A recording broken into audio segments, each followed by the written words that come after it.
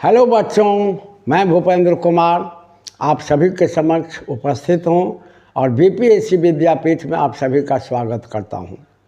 आज हम लोग 69th बीपीएससी की तैयारी की वैज्ञानिक रणनीति साइंटिफिक स्ट्रैटेजी पर चर्चा करेंगे।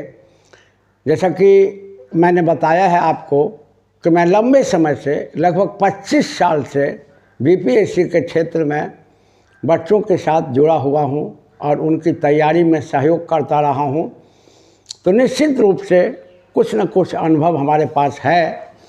तो मैंने सोचा कि बच्चों की तैयारी अच्छे ढंग से हो और बच्चे सही ढंग से और तुरंत सफलता प्राप्त कर लें, तो कुछ अनुभव को साझा किया जाए। देखिए, अब जो हमारा बिहार लोक सेवा आयोग है, तो अब अपने बिहार लोक सेवा आयोग का जो स्वरूप है या इसकी जो रणनीति है, इसमें बड़ा ही सकारात्मक बदलाव हुआ है। एक अच्छा खासा बदलाव हुआ है जिसको हम लोग पॉजिटिव चेंज कहते हैं और जिससे आसानी से सफलता प्राप्त किया जा सकता है। जैसे पहले पीटी का एग्ज़ाम्स होता था तो उसके प्रश्न का स्तर नहीं होता था, और जो बीपीएससी की तैयारी करने वाले बच्चे हैं और जो पहले रेलवे एसएससी की तैयारी जो रट्टा मार पैटर्न पर तैयारी करते थे, सब में लगभग बराबरी हो जाता था।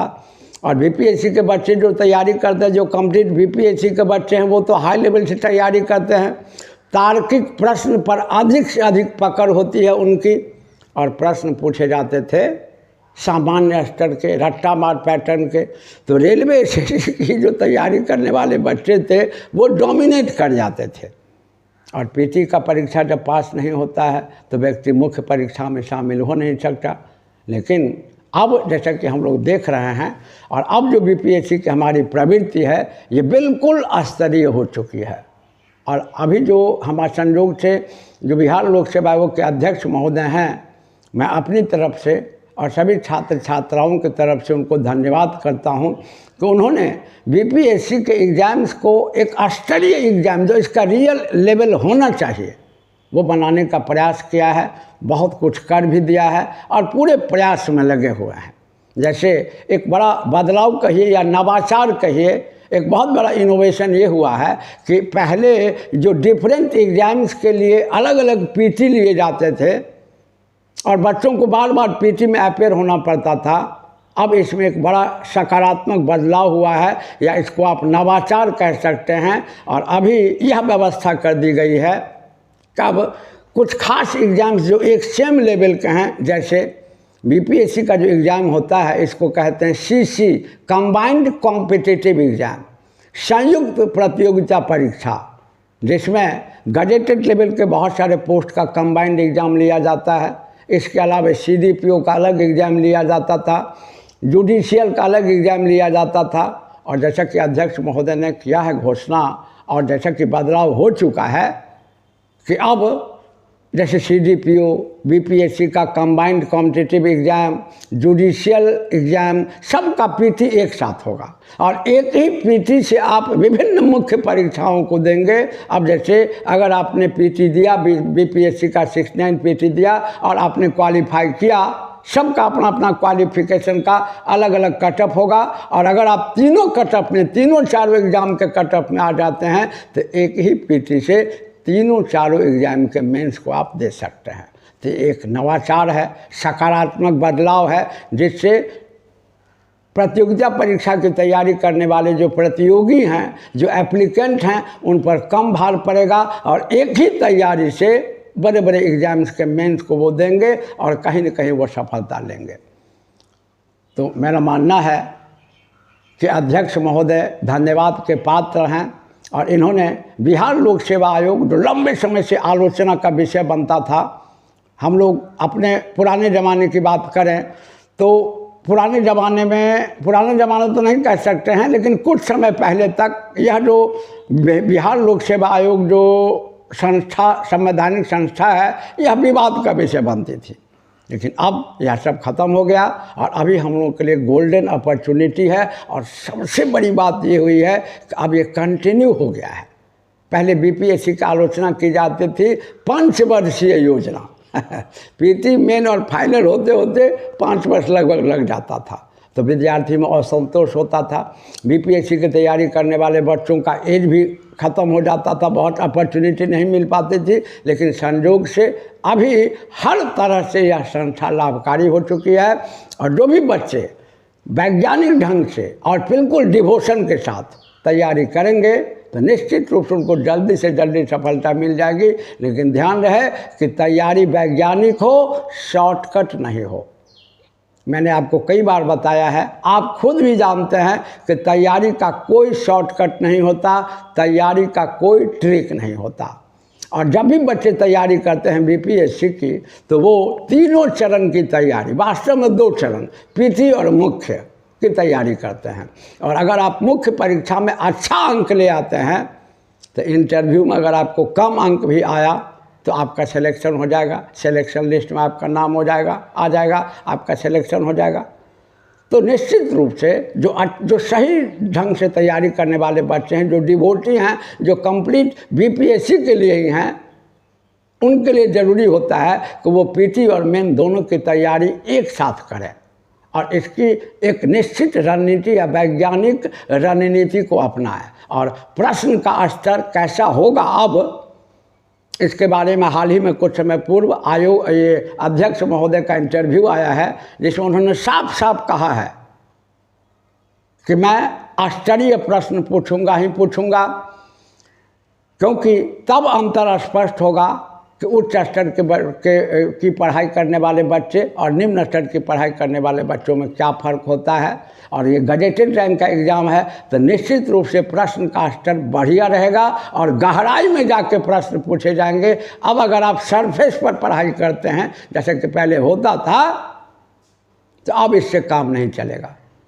पत्रकार महोदया ने एक प्रश्न यह भी पूछ दिया कि बहुत कन्फ्यूजिंग सवाल पूछे जाते हैं, तो कहा ये होगा, क्योंकि कन्फ्यूजिंग सवाल से ही बच्चों के डिसीजन मेकिंग की कैपेसिटी को देखा जाता है। और ये जो बिहार लोक सेवा आयोग या कोई भी लोक सेवा आयोग जो है, यह एक कुशल व्यक्तित्व का चयन करता है पदाधिकारी के पद पर कार्य करने के लिए। तो अब हमारा लोक सेवा आयोग बहुत ही वैज्ञानिक हो चुका है, इसके प्रश्न बहुत ही स्तरीय रह रहे हैं और आगे रहेंगे। और अध्यक्ष महोदय द्वारा दिए गए स्टेटमेंट से साफ स्पष्ट है कि अब बिहार लोक सेवा आयोग अपने स्तर को प्राप्त कर चुका है। और अभी 69 बीपीएससी की वैकेंसी कुछ समय बाद आएगी और अब सबका कैलेंडर भी जारी हो चुका है, हम सभी जानते हैं। तो 69 बीपीएससी की तैयारी के लिए अभी सबसे ज़्यादा ज़रूरी है कि पीटी पक्ष को फोकस किया जाए। वैसे मेंस को भी देखा जाए, लेकिन पीटी पक्ष पर ज़्यादा समय दिया जाए और पीटी पक्ष पर फोकस करने के लिए ऑब्जेक्टिव का मैक्सिमम प्रैक्टिस किया जाए। और जैसा कि अब से पहले बीपीएससी के प्रीवियस ईयर्स के क्वेश्चंस को हम लोग ज़्यादा से ज़्यादा प्रैक्टिस में रखते थे, मेरे ख्याल से अब इससे बहुत ज़्यादा लाभ नहीं होने वाला है, क्योंकि 1 साल पहले का जो इससे पहले का जो बीपीएससी आपको 68 से पहले का जो बीपीएससी का क्वेश्चन है और अब जो बीपीएससी का क्वेश्चन रहेगा पीटी का, दोनों के स्तर में पर्याप्त अंतर होगा। जैसा कि हाल ही में अध्यक्ष महोदय ने अपने इंटरव्यू में कहा, हम लोगों ने देखा। तो अब अच्छे ढंग से पीटी के लिए प्रैक्टिस करने का आधार मेरा मानना है कि आप 2-3 सामग्रियों से प्रैक्टिस करें। सबसे पहले तो उत्तर प्रदेश लोक सेवा आयोग कि जो पीटी के एग्जाम्स होते हैं, इसमें बहुत ही स्तरीय प्रश्न पूछे जाते हैं, उसके क्वेश्चन बैंक को ले लें और उससे खूब प्रैक्टिस करें और साथ साथ अध्ययन भी करते रहें। देखिए, बाज़ार में सामग्रियां कई हैं और ऐसा नहीं कह सकते हैं कि वो सामग्रियां बिल्कुल काम की नहीं हैं, काम की हैं। लेकिन जब आप तैयारी वैज्ञानिक ढंग से करें तो एकमात्र सामग्री है NCERT। और जो भी बाज़ार में सामग्रियां हैं, जिनको गाइड वगैरह कहा जाता है, जो सामग्री उपलब्ध करा रहे हैं, वो भी NCERT को ही आधार बनाते हैं, लेकिन NCERT के मुख्य बातों को लिखते हैं। और किसी चीज़ पर जब प्रश्न पूछा जाता है स्तरीय और गहराई में जा करके, तो समझ सकते हैं कि बहुत ही तार्किक प्रश्न पूछे जाते हैं। तो इसके लिए आप बेहतर होगा कि NCERT की पढ़ाई करें और प्रैक्टिस करने के लिए एकदम NCERT की किताब को पढ़ें, प्रैक्टिस करने के लिए उत्तर प्रदेश लोक सेवा आयोग के पीटी में पूछे गए प्रीवियस ईयर्स के क्वेश्चंस को बनाएं और अपने बिहार लोक सेवा आयोग के भी क्वेश्चन को एक बार देख लें। और जैसे अभी आप देखते हैं कि सेंट्रल गवर्नमेंट का यूपीएससी का एग्ज़ाम का आया हुआ है ईपीएफओ, तो उसके जो प्रीवियस ईयर्स के क्वेश्चंस हैं उसको भी बनाएं, वो भी बड़ा स्तरीय होता है। और साथ साथ कंबाइंड ग्रेजुएट लेवल, जो combined graduate level central government का जो सीजीएल होता है उसका जो जीएस होता है उसको बनाएं। ये सब स्तरीय जीएस होता है, तो बेहतर होगा कि एनसीईआरटी की पढ़ाई करें और उत्तर प्रदेश लोक सेवा आयोग के प्रीवियस ईयर्स में पूछे गए पीटी के क्वेश्चन से प्रैक्टिस करें, ईपीएफओ के प्रीवियस ईयर्स के क्वेश्चन से प्रैक्टिस करें, सीजीएल के क्वेश्चन से प्रैक्टिस करें, सेंट्रल गवर्नमेंट के कंबाइंड ग्रेजुएट लेवल में जो जीएस के क्वेश्चन पूछे जाते हैं उनसे प्रैक्टिस करें और अध्ययन की सामग्री एनसीईआरटी को बनाएं और कुछ पिक एंड चूज की पॉलिसी भी अपनाएं। अब जैसे आप सभी जानते हैं कि जीएस तो है बड़ा व्यापक विषय, इसमें 7 विषय तो प्रत्यक्ष रूप से हैं, जिनमें 4 आर्ट्स से होते हैं, history, polity means constitution, economy and geography, और प्योर साइंस में 3 है, फिजिक्स, केमिस्ट्री एंड बायोलॉजी, और फिजिक्स, केमिस्ट्री एंड बायोलॉजी के अलावा टेक्नोलॉजी और करंट अफेयर्स और मिसलेनियस, इतने सारे एरिया को कवर करता है हमारा जीएस। लेकिन इसमें अगर आप गौर से देखें तो बिहार लोक सेवा आयोग की जो प्रवृत्ति रही है उसमें 4-5 विषय पर अगर आप बढ़िया से ध्यान दें तो आप निश्चित रूप से पीटी को क्वालिफाई करेंगे। बढ़िया से ध्यान दें, जैसे आप हर बार देख रहे हैं कि इतिहास विषय के प्रश्न में प्रमुखता दी जाती है, लगभग औसतन 30 प्रश्न 30 क्वेश्चंस इतिहास से होते हैं और उसमें मॉडर्न इंडिया को प्राथमिकता दी जाती है। तो आप सबसे पहले इतिहास के मॉडर्न इंडिया के पक्ष को खूब बढ़िया से पढ़ जाए और थॉरो पढ़े एनसीईआरटी से, क्योंकि अब वो गाइड से पढ़ने वाली प्रवृत्ति काम नहीं करेगा। आप बढ़िया से गाइड ये एनसीईआरटी के किताब को पढ़ें और ये नहीं कहें, देखिए बहुत सारे बच्चे कहते हैं कि सर छठा का एनसीईआरटी पढ़ें, 7वां का पढ़ें, सब पढ़ें। मॉडर्न इंडिया के टॉपिक जहाँ से शुरू होते हैं और जहाँ तक होते हैं 12 तक, 6 क्लास से लेकर 12 क्लास तक का है, वैसे मेनली 9, 11 और 12, 9, 11 और 12 में मॉडर्न इंडिया को ज़्यादा कवर किया गया है। लेकिन इनके अलावा कुछ टॉपिक जैसे आपको ये जनजाति वगैरह के बारे में, आपको विद्रोह के बारे में 8वां क्लास के एनसीईआरटी में है। तो मॉडर्न इंडिया के टॉपिक जिस एनसीईआरटी में है आप सबसे पहले उलट के पढ़ जाए और बढ़िया से पढ़ जाए और साथ साथ कोट भी करते रहें। इसके बाद 30 से 35 क्वेश्चन इसमें होते हैं। इसके बाद देखिए कि विज्ञान में मुख्य रूप से बायोलॉजी के क्वेश्चंस होते हैं, हालांकि ये गारंटी नहीं है लेकिन ऐसा देखा जाता रहा है, तो उसको ज़्यादा से ज़्यादा ध्यान में रखें। और प्लस भूगोल, और भूगोल में एक बहुत बड़ा पक्ष होता है आपको मिसलेनियस।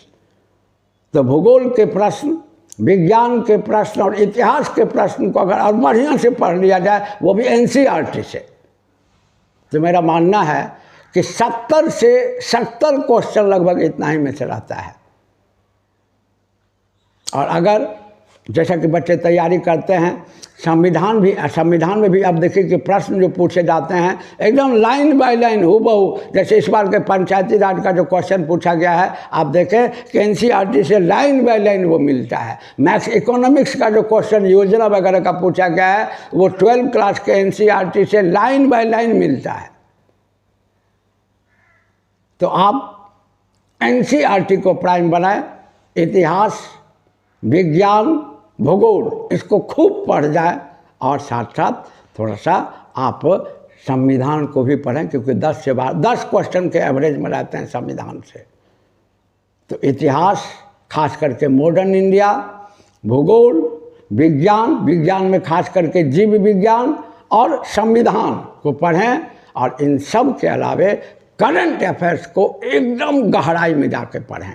अब वो रट्टा मार, पहले जैसे अब बहुत सारे मैगजीन का वार्षिकांक आता है तो ऑब्जेक्टिव टाइप का रट्टा मार 1 लाइन वाला होता है, जैसे फलाना पुस्तक किसने लिखा, ध्यान में रखें। लेकिन अब गहराई से प्रश्न पूछे जाएंगे और एक ही टॉपिक पर, जैसे मान लिया जाए G20 की बैठक हुई, तो G20 के बैठक में कौन कौन सी मुख्य घटनाएं घटी, भारत ने अपना दृष्टिकोण किस तरह से व्यक्त किया, इस बैठक के मुख्य मुद्दा क्या था।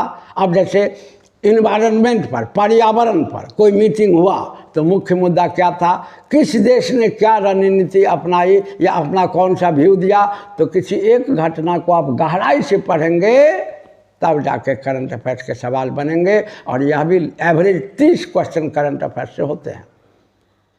तो अगर इतिहास, खासकर आधुनिक भारत, भूगोल, विज्ञान, खासकर जीव विज्ञान, संविधान और करंट अफेयर्स को पढ़ लिया जाए गहराई में, अभी बहुत समय है आपके पास, और एकदम जैसे कहा जाता है, देखिए कुछ बातें शाश्वत सत्य हैं, यूनिवर्सल ट्रूथ है। जैसे सूर्य पूरब में उगता है, ये शाश्वत सत्य है। इसी तरह से पढ़ाई तपस्या है, ये शाश्वत सत्य है। जब भी आप पढ़ाई करते हैं तो आपको एक तपस्वी की तरह गंभीरता से, कंप्लीट डिवोशन के साथ पढ़ाई करनी होगी। और जैसे कि मैंने आपको रणनीति बताया है कि पीटी एग्जाम के लिए मॉडर्न इंडिया को खूब बढ़िया से पढ़ जाएं, अनदर हिस्ट्री के पोर्शन को, मेडाइवल और एंशिएंट को भी देखें, लेकिन पहले फेज में मॉडर्न इंडिया को पूरी तरह से पढ़ जाएं, भूगोल को पढ़ जाएं, विज्ञान खासकर जीव विज्ञान को पढ़ जाएं, संविधान को पढ़ जाएं और करंट अफेयर्स को पढ़ जाएं। और करंट अफेयर्स के लिए कोई भी एक मैगजीन आप ले लें और उसके जितने भी करंट के साल भर की घटनाएं हैं, जो प्रमुख मुद्दे हैं, उनको गहराई से पढ़ जाएं। और अनदर जो टॉपिक्स हमने हिस्ट्री, पॉलिटी, ज्योग्राफी और साइंस की बात की है, वो NCERT से पढ़ें। तो मेरा विश्वास है कि लगभग आपको 100 से ऊपर क्वेश्चन तो इसी में आ जाएगा। और अब नेगेटिव मार्किंग है तो 100 का अगर आपका अंक आ जाता है तो हर दृष्टिकोण से आपको सफलता मिलेगी। लेकिन बिल्कुल गंभीरता के साथ, गहराई के साथ पढ़ते रहें। और साथ साथ एक बात और ध्यान रखें कि जो वास्तविक बच्चे होते हैं, जो अपनी तैयारी को वैज्ञानिक रणनीति के साथ करते हैं, उनके लिए ज़रूरी होता है कि अभी पीटी का एग्ज़ाम का टाइम है, तो आप ज़्यादा से ज़्यादा प्रैक्टिस करें। और प्रैक्टिस के लिए जो मटेरियल मैंने आपको बताया उस पर ज़्यादा ध्यान दें और मुख्य को भी नज़रअंदाज ना करें और कुछ छोटा छोटा आंसर लिखने का तैयार करें, प्रयास करें। क्योंकि केवल ऑब्जेक्टिव अप्रोच अगर आप लगाएंगे तो लेखन कला विकसित नहीं होगी और हर समय परेशानी होगी। इसीलिए जब भी बच्चों को, मैं तो जैसे कि आपको बताया, मैं तो लंबे समय से बच्चों को पढ़ा रहा हूँ, लगभग 25 साल से। तो मेरा हर समय दोनों क्लास चलता है, पीटी और मेन पैरेलल। और वीक में 3 दिन मैं मेंस पढ़ाता हूँ और बाकी का 4 दिन मैं पीटी के लिए ऑब्जेक्टिव पढ़ाता हूँ, ताकि बच्चों की तैयारी एक साथ हो। और जब तक आप में लेखन कला विकसित नहीं होगा, मुख्य परीक्षा आप पास नहीं कर सकते। तो एक बार पीटी परीक्षा पास किए, फ्रस्ट्रेशन बढ़ गया, और तब फिर दोबारा मुख्य की तैयारी के जिसमें ज़्यादा समय लगता है, तो आप खुद गलत रणनीति अपनाते हैं तो बार बार आप चूक जाते हैं। इसलिए बीपीएससी की तैयारी करने वाले बच्चे हर समय वैज्ञानिक रणनीति अपनाते हैं, और अभी अपनाना भी चाहिए, क्योंकि आप लोग लकी हैं, ऐसे फेज में हैं, ऐसे समय में हैं जब बीपीएससी बिल्कुल अपने ओरिजिनल रूप में है, आश्चर्य है। और इसका हर परीक्षा लगातार हो चुका है। और हम लोग धन्यवाद करते हैं बिहार लोक सेवा आयोग को कि इन्होंने तैयारी करने वाले बच्चों के भविष्य को बहुत बढ़िया से ध्यान में रखा है और उनके अनुकूल तैयारी का अवसर उपलब्ध कराया है। एक बहुत अच्छा अवसर हम लोग के लिए उपलब्ध है। और मैं भी समय समय पर बीपीएससी, जैसे पिछले वीडियो में मैंने बीपीएससी के मुख्य परीक्षा के लिए टिप्पणी वाले क्वेश्चंस के बारे में बताया, आगे भी अभी बताऊंगा, जो हर समय एवरग्रीन होगा। अभी फिर मेंस होने वाला है, फिर आलेख के बारे में भी मैं कुछ बताऊंगा, ताकि आप बढ़िया से तैयारी करते रहें। अभी मुख्य ध्यान पीटी पर दें, प्रैक्टिस पर दें, लेकिन मुख्य को इग्नोर ना करें। और कुछ कुछ लिखने की कला का, कि वैसे मटेरियल पर जो आने की संभावना हो, लिखने की कला को विकसित करें। लिखने का प्रयास हमेशा थोड़ा थोड़ा जरूर करें, प्रतिदिन कुछ समय निकाल कर इस पर जरूर दें। तो मेरा मानना है कि अगर आप इस वैज्ञानिक रणनीति के साथ तैयारी करें तो निश्चित रूप से आपको सफलता पहली ही बार में मिल जाएगी। और आगे फिर किसी उपयोगी सामग्री के साथ अब जैसे बिहार से रिलेटेड क्वेश्चंस, हाँ क्षमा करेंगे, एक बहुत ही महत्वपूर्ण चीज़ हमसे छूट रहा था। पीटी में 15 से 17 क्वेश्चन बिहार से रहते हैं और बिहार से रिलेटेड क्वेश्चंस को तैयार करना बड़ा जटिल होता है। इतिहास, भूगोल और इकोनॉमी, आप देखेंगे कि बिहार सेक्शन से पीटी में 3 चीज़ को ज़्यादा फोकस करता है। इतिहास का, मॉडर्न इंडिया का इतिहास बिहार से रिलेटेड, ज्योग्राफी और इकोनॉमी में खासकर डेटा, जैसे आर्थिक सर्वेक्षण का डेटा, बिहार बजट का डेटा, बिहार के आर्थिक विकास का डेटा, तो इसको ज़रूर पढ़ें। और इस प्रकार की सामग्री में को लेकर के मैं समय समय पर आपके सामने उपस्थित होता रहूँगा। तो ध्यान रखें कि आप जो तैयारी करें उसमें मुख्य रूप से मॉडर्न इंडिया एनसीईआरटी से पढ़ जाए, भूगोल एनसीईआरटी से पढ़ जाए, विज्ञान में जीव विज्ञान एनसीईआरटी से पढ़ जाएं, संविधान एनसीईआरटी से पढ़ जाएं, करंट अफेयर्स को गंभीरता से पढ़ें, किसी भी मैगजीन से पढ़ें 1 वर्ष की घटनाओं को। और बिहार से रिलेटेड जो बुक्स हैं उपलब्ध बाज़ार में, जो स्तरीय बुक हैं, उनको लेकर के ज़रूर से ज़रूर पढ़ें, क्योंकि पीटी में तो 15 से 17 प्रश्न बिहार के रहते ही हैं। मुख्य परीक्षा में भी बिहार छाया रहता है। आप देखिएगा कि मुख्य परीक्षा में हर बार 2-3 बार से देखा जा रहा है कि नीति आयोग जो बिहार से रिलेटेड डेटा को जारी करता है उसको ऑब्जेक्टिव में तो पूछा ही जाता है और मुख्य परीक्षा में ऐड कर दिया जाता है।